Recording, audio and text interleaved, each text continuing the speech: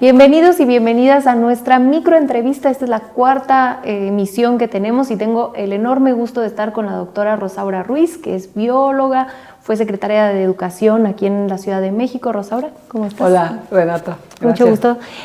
Platícanos un poco, qué es lo que hemos estado platicando con el resto de los coordinadores, cómo ha sido para ti un poco el eje de educación y ciencia, qué tal ha sido en Diálogos por la Transformación llevar este eje.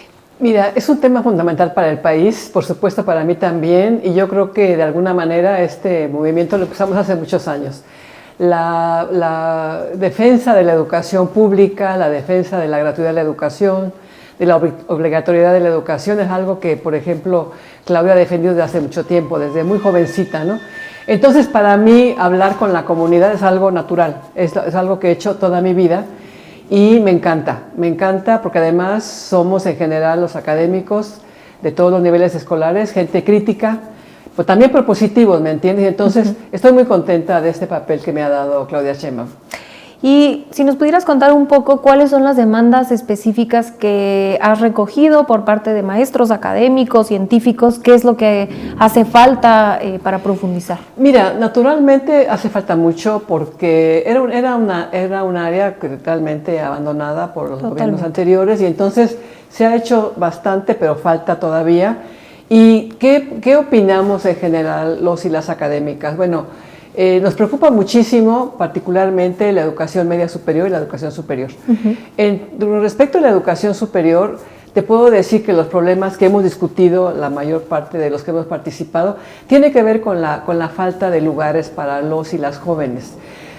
Por ejemplo, el promedio de jóvenes que estamos atendiendo en educación superior actualmente en el país es del 30%. Es decir, de los jóvenes de 18 a 22 años que deben estar en educación superior, en una licenciatura, por ejemplo, solamente 1 de cada 3. Entonces, sí es algo como, por la carita que pones, de doloroso, pues sí. Sí, claro. Así es. Y entonces ahí hay un gran énfasis de que todos los que trabajamos en estas áreas conocemos la problemática, que el problema central es la matrícula. También, por supuesto, hay altos índices de rezago porque nos faltan más becas, más apoyos. En general, también es algo también similar lo que pasa en la educación media superior.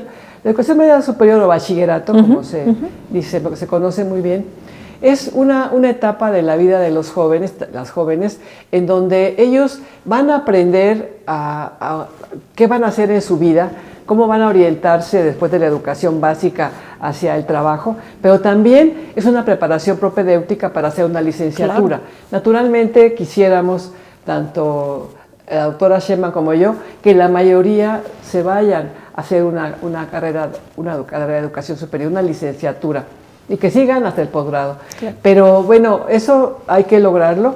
Por ahora, un punto importante de lo que ha pasado en este momento es que más jóvenes que terminan el bachillerato se están integrando a la educación superior. Entonces, eso es una buena noticia, porque sí creo, Renata, que la educación media o el bachillerato cambia la vida de los y las jóvenes. Mira, por ejemplo, una diferencia grande, cuando alguien entra a la preparatoria, bachillerato o no, es el embarazo de jóvenes, claro. El embarazo adolescente. Es evidente cómo bajan muchísimo las cifras de embarazos no deseados en adolescentes cuando las chicas están en bachillerato y también los hombres, ¿no? Entonces, ese es un punto fundamental. Y también es una etapa donde los jóvenes de 15 a 18 están definiendo una gran parte de la orientación de su vida.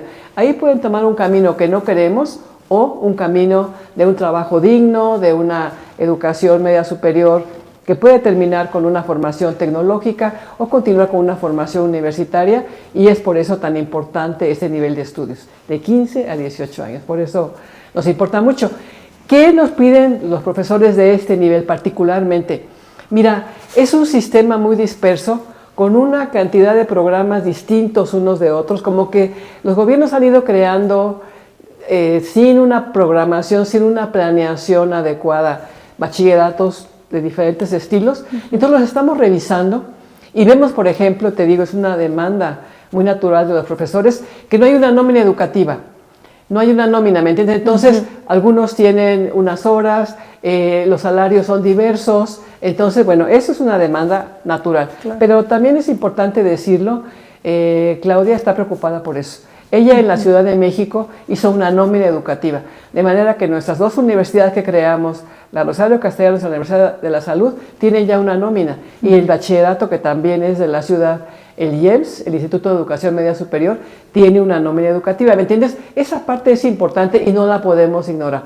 Porque, claro, queremos que la calidad de la educación sea inmensa, que todos tengamos acceso a educación de muy alto nivel académico, pero también tenemos que responder a los derechos de los profesores. Claro. Y ese es un tema muy importante en lo que hemos platicado con Claudia. El derecho de los profesores, sus derechos también. Además, el derecho de los alumnos a tener las condiciones de infraestructura, el nivel académico adecuado, la posibilidad de mantener sus estudios, porque tú sabes que algunos los dejan porque tienen que trabajar o porque se casan, en fin, todo esto lo estamos viendo.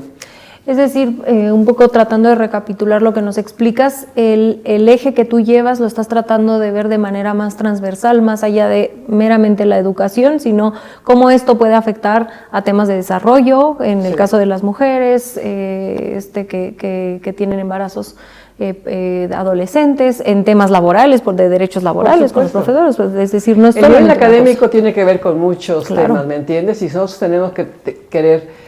queremos tener una educación de un alto nivel académico, como ha dicho el presidente de la República, una educación de excelencia, pues tenemos que también ver los derechos de todos, de los profesores, de los estudiantes, de los padres de familia que también pueden participar, pueden opinar.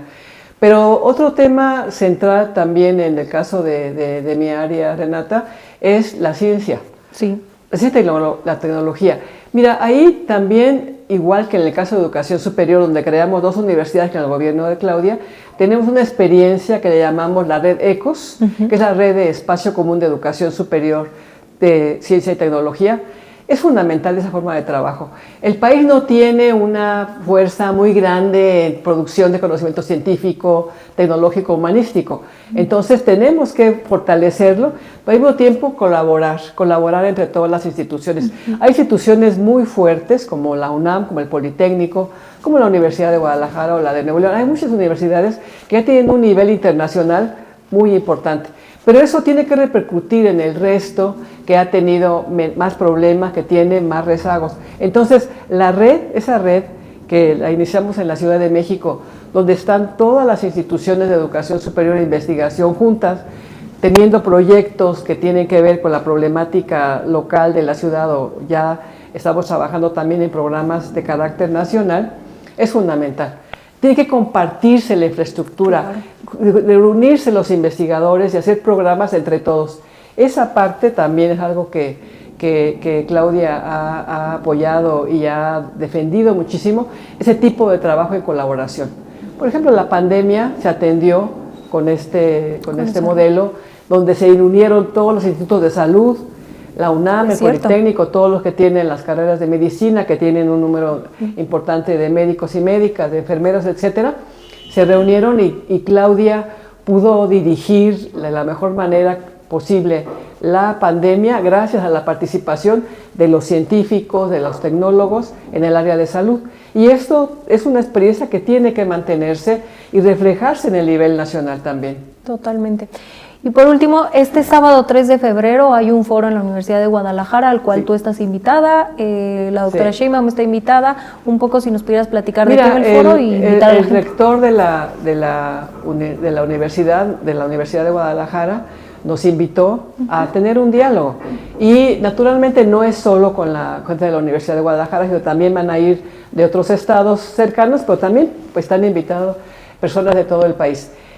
Ahí también queremos discutir estos temas, ¿me entiendes? Pero en vivo y en directo con académicos de todo México, que nos hemos estado reuniendo, tú sabes, tenemos ya tiempo reuniéndonos también en lo que hemos llamado Ciencia y Academia, que es un grupo activista de defensa de la educación que también está participando. Entonces, en Guadalajara estaremos ahí le agradezco muchísimo al rector, a todo su equipo, que nos reciba y que nos dé esta posibilidad de tener una especie de un mini congreso. Vamos a tener 3 mesas de discusión y luego tendremos una plenaria para discutir las conclusiones. Una mesa será sobre educación media superior, la otra sobre educación superior y la tercera sobre la relación entre la educación superior y la investigación.